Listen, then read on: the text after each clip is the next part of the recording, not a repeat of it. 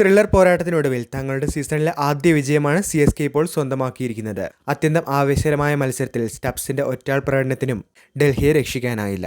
ഓവർടൈമിന്റെ തകർപ്പൻ bowling കരുത്തിലാണ് team CSK ഇന്ന് രണ്ടാം ഇന്നിംഗ്സിൽ വിജയം കൈപ്പിടിയിലേക്ക് ഒതുക്കിയത്.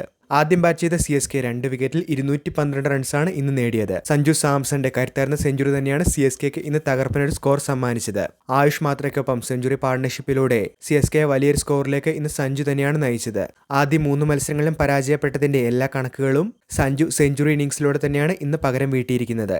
സീസണിലെ ആദ്യ സെഞ്ചുറി എന്നുള്ള റെക്കോർഡാണ് സഞ്ജു സ്വന്തം പേരിലേക്ക് ഇന്നത്തെ പ്രകടനത്തിലൂടെ കൂട്ടിച്ചേർത്തിരിക്കുന്നത്. മറുപടി ബാറ്റിംഗിൽ തകർപ്പൻ തുടക്കം തന്നെയാണ് നിസ്സംഗയും KL രാഹുലും ചേർന്ന് ടീമിന് വേണ്ടി സമ്മാനിച്ചത്.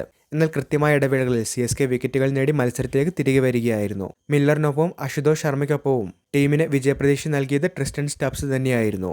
ഇന്നിംഗ്സിന്റെ അവസാനം വരെ അദ്ദേഹത്തിന് പൊരുതലുണ്ടായിരുന്നുവെങ്കിലും ഒരിക്കൽ കൂടി 19ാം ഓവറിൽ ഓവർടൺ CSKക്ക് വേണ്ടി മത്സരം തിരിക്കുകയായിരുന്നു. എന്തായാലും ടൂർണമെന്റിലെ ആദ്യ വിജയമാണ് CSK ഇപ്പോൾ സ്വന്തമാക്കിയിരിക്കുന്നത്.